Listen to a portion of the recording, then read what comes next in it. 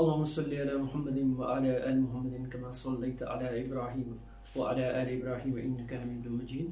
اللهم بارك على محمد وعلى آل محمد كما باركت على إبراهيم وعلى آل إبراهيم إنك حميد مجيد.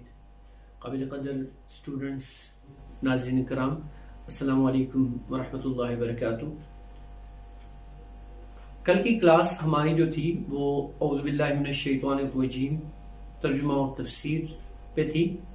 اس میں ماشاءاللہ بہت سارے سوالات آئے ہوئے ہیں، لیکن ایک سوال جو یہاں پر میں مینشن کروں گا وہ یہ تھا کہ ہماری بہت ساری عورتیں، ہماری بہنیں، ہماری بیٹیاں، ہماری مائیں جو ہے وہ کچن میں بغیر دوپٹے کے کام کرتی ہیں. شیطان کا پہلا اٹیک جو ہے وہ عورت کے سر پہ ہوتا ہے. یہ بات آپ لوگ سارے ذہن میں رکھیے گا. ماشاءاللہ یہاں پر ہماری بچیاں بیٹھی ہوئی ہیں اور ناظرین جو اس وقت ہمارے یوٹیوب چینل کو فالو کر رہے ہیں وہ بھی یہ بات ذہن میں رکھیے گا.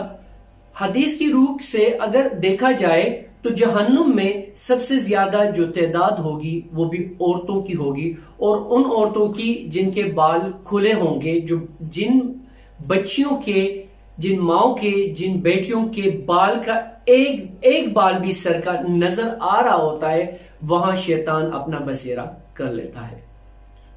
تو جو سوال تھا کہ کچن میں ہماری مائیں، بیٹیاں، بہنیں بغیر دوپٹے کے سالن بناتی ہیں، کچن میں کام کرتی ہیں، تو ان کے لیے اسپیشلی یہ ایک میں آپ لوگوں کو بتاتا چلوں، جس طرح میں نے بتایا ابھی آپ لوگوں کو کہ شیطان کا پہلا وار جو ہے وہ عورت کے سر پہ ہوتا ہے.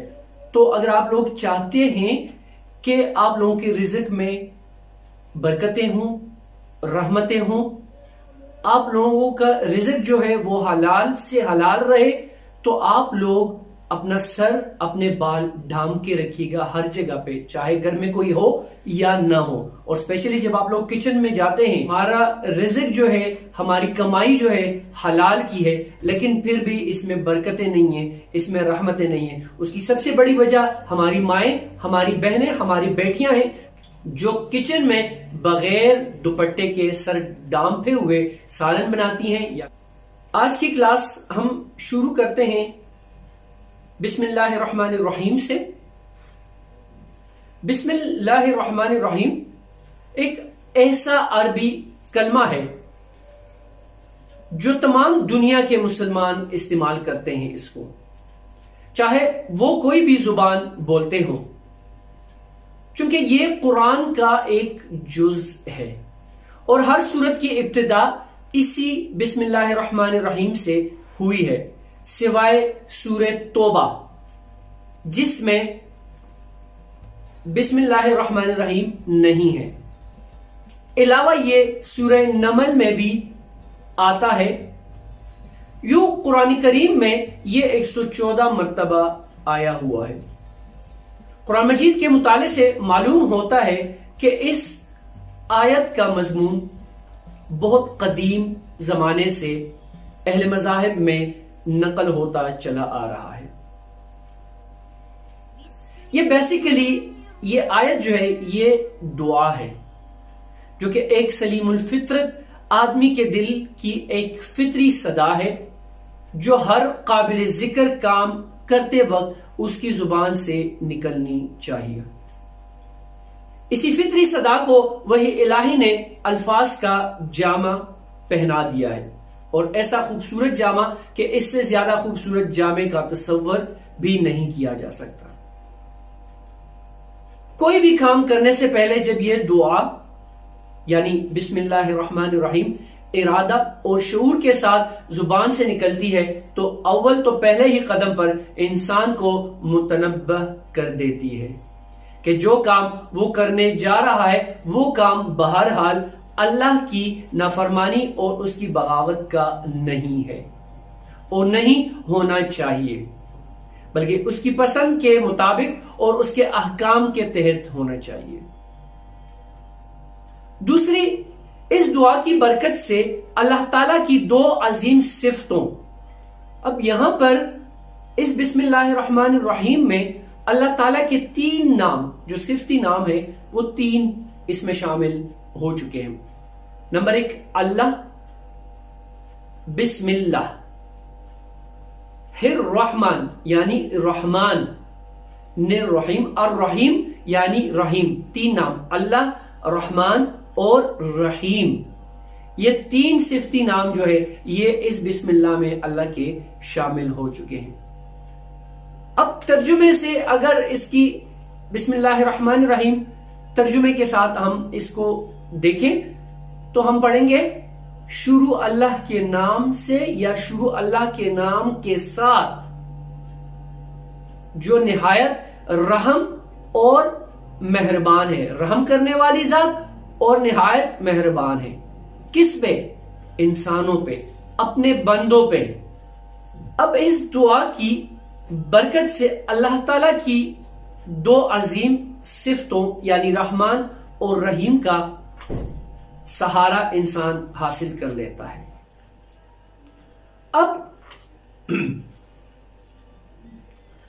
اب جو بھی بندہ یعنی اللہ کا بندہ اپنے کسی بھی کام کو اختیار کرنے سے پہلے یہ دعا پڑھ لے بسم اللہ الرحمن الرحیم، تو اس کے اختیار کرنے میں اگر اس بندے سے کوئی بھی غلطی ہو گئی ہے تو اس کے وبال سے اس کو محفوظ رکھے اللہ پاک، اور رکھتا ہے کیونکہ اس بندے نے شروع اللہ کے نام کے ساتھ جو بڑا مہربان نہایت رحم کرنے والا ہے، اور اس کو نبھانے اور تکمیل تک پہنچانے کی قوت و ہمت جو ہے وہ بھی اللہ تعالی کی ذات اس بندے کو عطا فرمائے گا. اب شیطان کی چالوں اور فریبوں سے بھی اللہ تعالیٰ اس کو اپنی حفظ و امان میں رکھے گا. بلکہ اس کا مطلب یہ ہوا کہ اللہ تعالیٰ دنیا میں بھی اس کے کام کے لیے منافع بخش اور بابرکت بنائے، اور آخرت میں بھی اس کے لیے رضا الہی کے حصول کا ذریعہ بنے. جو بھی کام اس دعا کے بغیر کیا جاتا ہے وہ ان تمام برکتوں سے خالی ہوتا ہے. اس وجہ سے حضور نبی کریم صلی اللہ علیہ وآلہ وسلم نے فرمایا کہ جو کام بسم اللہ الرحمن الرحیم سے شروع نہ کیا جائے وہ بے برکت ہے. بسم اللہ الرحمن الرحیم قرآن مجید کی تلاوت کا آغاز کر کے بندہ اللہ کے اس حکم کی تعمیل کرتا ہے جو اللہ تعالیٰ نے پیغمبر صلی اللہ علیہ وآلہ وسلم کو بالکل ابتدائی وحی نازل کرتے وقت ہی دیا تھا. یہ مبارک کلمہ اس حقیقت کی یاد دہانی کراتا ہے کہ انسان پر اللہ کا سب سے بڑا احسان یہ ہے کہ اللہ نے انسان کو نطقہ اور گویائی عطا فرمائی ہے، جس کی بدولت وہ قرآن کی نعمت کا مستحق بن سکا. اس حقیقت کی طرف اللہ تعالی کی صفت رحمان کی طرف اشارہ کر رہی ہے، جس کا اس آیت میں حوالہ دیا جا چکا ہے. یہ مبارک کلمہ اس حقیقت کی یاد دہانی کراتا ہے کہ انسان پر اللہ تعالی کا بہت بڑا احسان ہے. جس طرح قرآن مجید اللہ کی صفت رحمانیت کا مظہر ہے، بالکل اسی طرح اس کی صفت رحمانیت ہی ہے جو قرآن کے فتح باب کی کلید ہے. اسی سے اس کے بند دروازے کھلیں گے، اسی سے اس کی مشکلات آسان ہوں گی. اس منبع فیض سے ہم سب پر حقائق کا فیضان ہوگا، اور اسی کے سہارے وہ کجی گمراہی اور نفس اور شیطان کی آفتوں سے محفوظ رہے گا. وما علینا الا البلاغ.